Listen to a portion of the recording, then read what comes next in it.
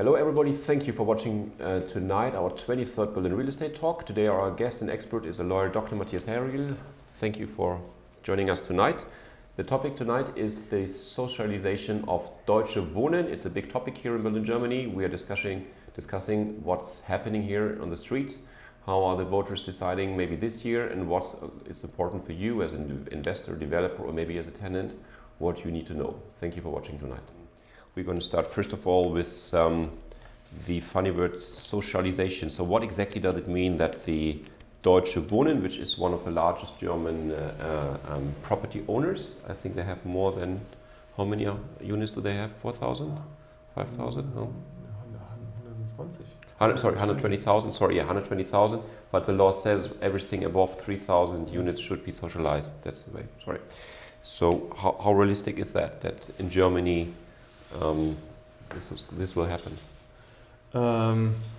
This is actually a funny article remaining in our constitution, which we already have for 76 years. The constitution's birthday was on the 23rd of May, so we have 76 years of the constitution, and such thing as a socialization has never happened in Germany, of course not. We do have a lot of expropriations, which means that the state takes the land from the landlord, from the owner, for example, for highways or new railway.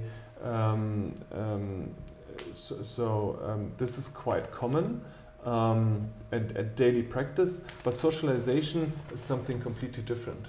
It's worth mentioning that because the initiative is called expropriating Deutsche Wohnen and Vonovia. What they actually mean is socializing. So they mix up these two institutions. Expropriation is daily business. Socialization has never happened in 76 years.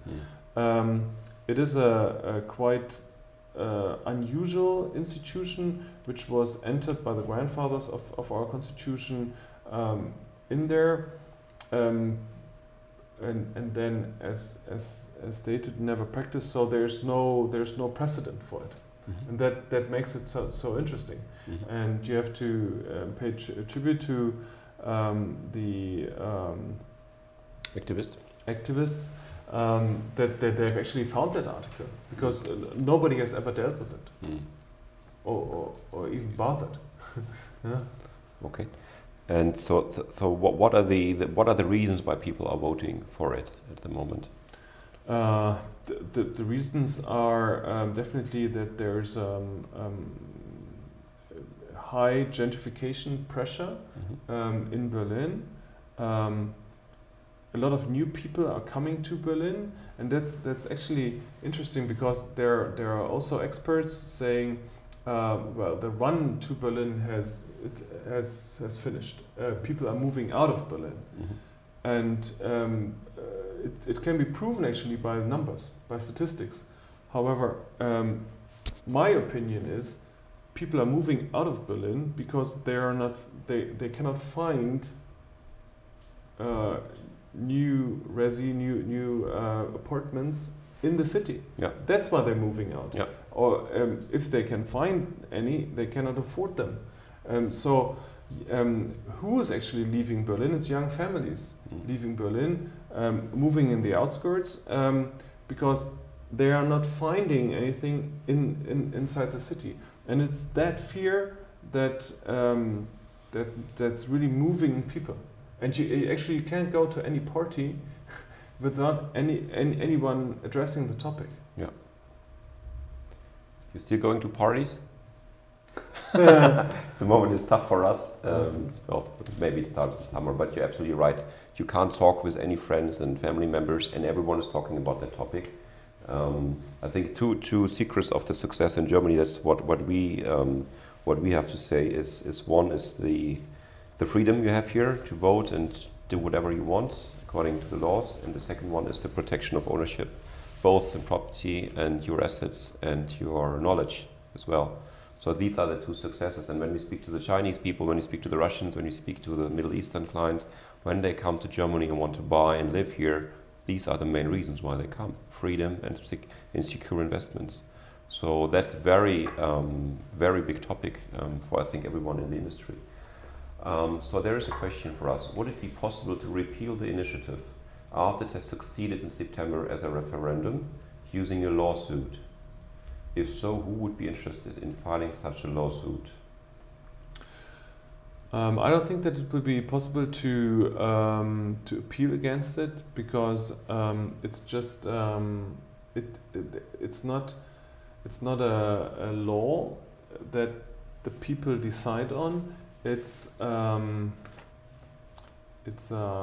how do you explain that? Petition? Yeah, petition Yeah. To the government Yeah. to make a law. Yeah. So and this law, if the government would pick it up, their lawsuits could be filed against. However, I think it's like rent control. Against the rent control that was enacted by the Berlin state last year, and which failed the Constitutional Court this year. It wasn't the lawsuit that brought down the rent control was not the individual lawsuits from landlords, owners. It was the lawsuit initiated by the conservative and liberal parties. Yeah. And this is really important, because there had been so many colleagues of mine who initiated additional lawsuits, and you had expert professors and so many lawsuits filed against it, and even Eilverfahren, injunction proceedings, yeah. fast-track procedures, yes. And all of them failed because there wasn't any high reasoning to it. So what I'm trying to explain is, please leave it to the experts, yeah. and don't fall on attorneys that want to make fast money, and or even think that they are now the white knight and help the landlords. Yeah. I think it's such constitutional questions are in good hands with the parties. If they initiate something, you can trust them, and you don't need to file individual lawsuits. Okay. I think this is a lecture which can be taken yes. from the rent control. Just something to let you know, we had a similar what I call it, activism. I think it was 2 years ago, to keep the old airport Tegel open. Was it 2 years ago? Yes. And they also got I think a significant amount of votes. And the Berlin Senate has not acted on this, and now the airport is closed. So that's it. And then, of course, we already have a couple of politicians here in Berlin. So we have 5 major parties. And out of these 5 major parties, I think only one is saying, yes, we actually want it, which is the far left. Everyone else is either neutral or is saying, I don't want that. So the Conservative Party, the Liberal Democrats, and the Social Democrats are already saying we don't actually want any socialization, and these are the 3 biggest parties here in Germany, I would say. The Green Party is a bit neutral, can I say that? Or they support the goal of the initiative, yes. but not the expropriation or socialization itself. Okay. So, yeah. Yeah. So that's maybe something that gives you some confidence. I hope we responded to your question. If you have further questions, of course, feel free to contact Mr. Dr. Herr Riegel on his email address. So are there any better alternatives to create normal housing? We're not talking about social housing, we're just talking about normal housing for normal people who work hard and try to stay in Berlin and not to be a tenant. Well, I think build is the main answer. Yeah. I wouldn't agree on just normal housing. It's my opinion that any housing helps, but especially social housing. So I think these cooperative models of having social housing, yeah. What's that, quotas? Council. Quote? The ratio. A ratio of social housing, yeah. which is 30% for the time being. I think that's a good measure. It needs to be done much more, and this is where the Berlin state is failing. The prices for land have risen so much because the Senate is delivering so few new land. If they would set up much more zoning plans,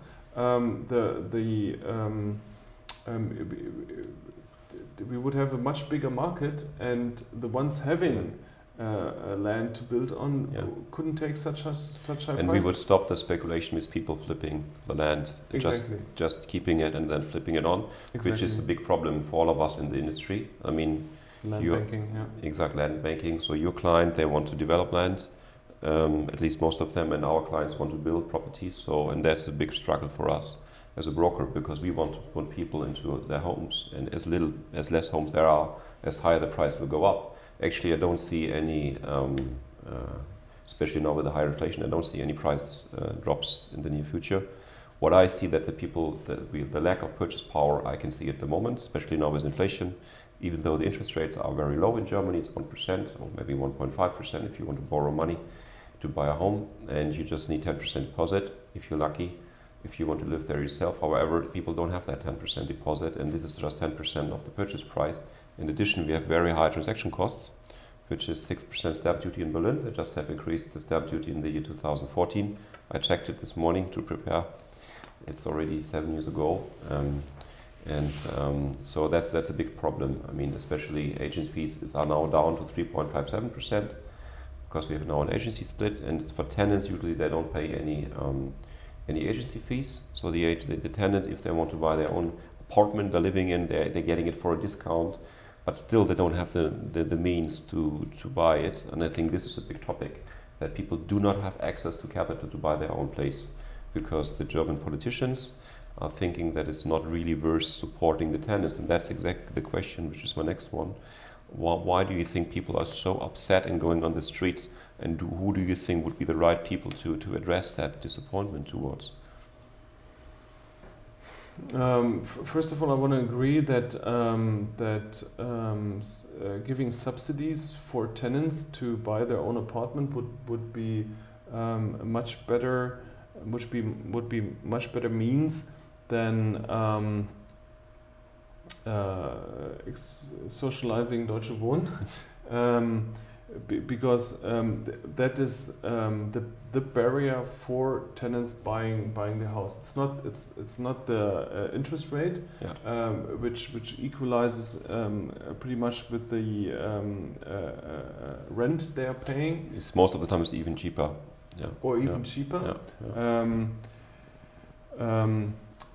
But it's they don't have the money to pay the state, and this is where it comes. The stamp duty, which is 6%, yes. For instance. Exactly. So it's still people are unsatisfied, and apparently they are unsatisfied. They are also unsatisfied with the government, but they are not stigmatized. I think that's. It's like they've given up with the government pretty much. They're frustrated, They're frustrated. So they need another scapegoat, and it's the international property market, which is quite disturbing again, because I mean, if you look at Deutsche Wohnen, the ownership of Deutsche Wohnen, it's pension funds, it's state owned. So it's not like Warren Buffett, right? Yeah. Yes. It's not. There are not venture capitalists behind it, and it was to remind to that it was the Berlin state and actually a red government, so social democrats and communists in 2004. Socialists, they're calling themselves socialists, not communists. Okay. Who sold the former Deutsche Wohnen, which is the GSW, to Goldman Sachs and Cerberus.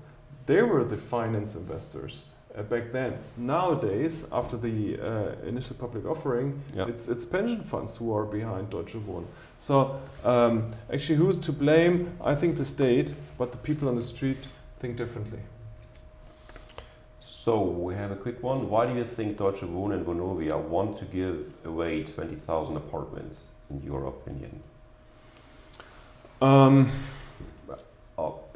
You can answer that question. I can't answer that because I think it's going to be quite rude. Because if you look on what kind of apartments they're giving away, it's not the premium apartments.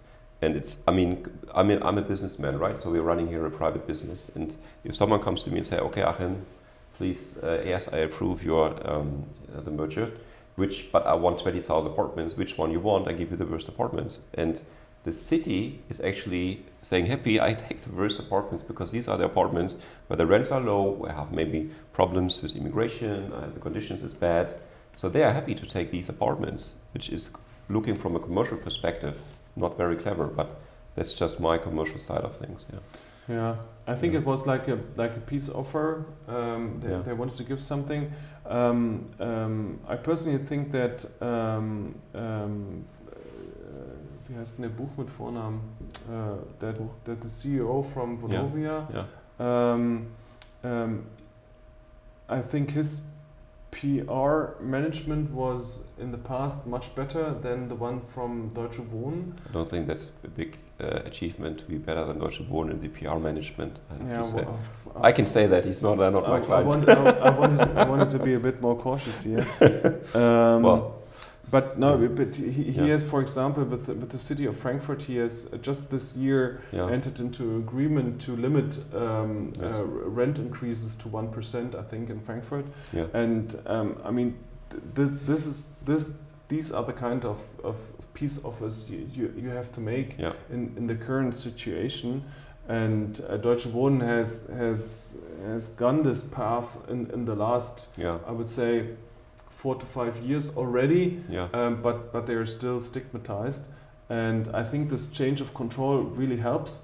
And just the two giants merging, I think wouldn't have been acknowledged very well. And so I think it's first of all it's a big PR coup, and second of all they're getting rid of the apartments they actually don't want anymore. Of course. Okay. So I hope we answered your question and you're happy with that one. Will there be a nationwide rent cap? Big question. It depends. It's like the lawyer's best answer always, but it really depends on who's going to win the election on the federal state. And I can't tell. I actually can't tell whom I'm voting for.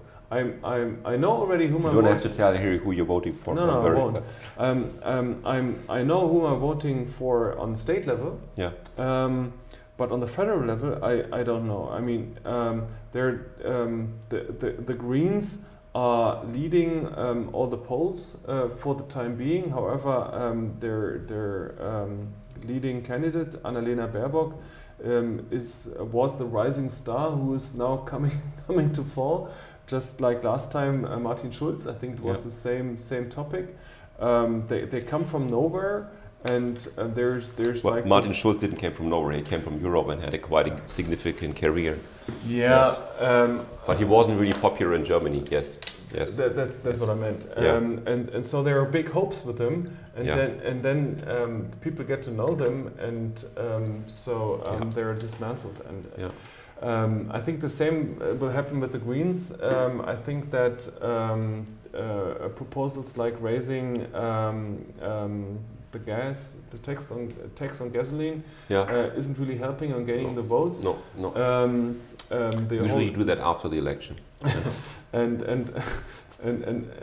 So there, it will be really interesting. However, the Christian Democrats with Armin Laschet, their running mate are not doing very much better. So I don't think that they've really put up the best candidate that they could have found. So who will make the race? So let's assume that the left, that there will be a lefty majority. Then probably they're going to try to enforce a federal rent control, but who knows how it will be? If it will be like the rent control we had in the state of Berlin, lowering to a level of, what was it, 2013, I think. Something like that. So from a level in the past, 7 years ago, really cutting it down. I think. Or 14, sorry, 14. I think it was 14. Yeah, doesn't matter. Yeah. It's half price from today. It's past. Yeah. I don't think that that this will pass the constitutional courts, because that is an expropriation. Yeah. If they limit increases, that could work. Yeah. If it's like a rent freeze. Yeah. However, there are also major voices or major people in the legal magazines who are saying that the rent break, the rent control we have already enforced on the federal level, that was confirmed by the Constitutional Court, that they say this is the most extent of keeping landlords and tenants in balance, the interests, so that you can't put anything on top of it. If you ask me, and you ask me, I think there will be a left majority. Maybe Christian Democrats will be big enough to avoid it, but I guess there could be a left majority, even on a federal level, and then I think we will see some kind of rent control then. Yeah. I have to say my personal opinion is quite similar to yours, and however, I don't think we're going to have an expropriation, and neither a socialization. I can't just.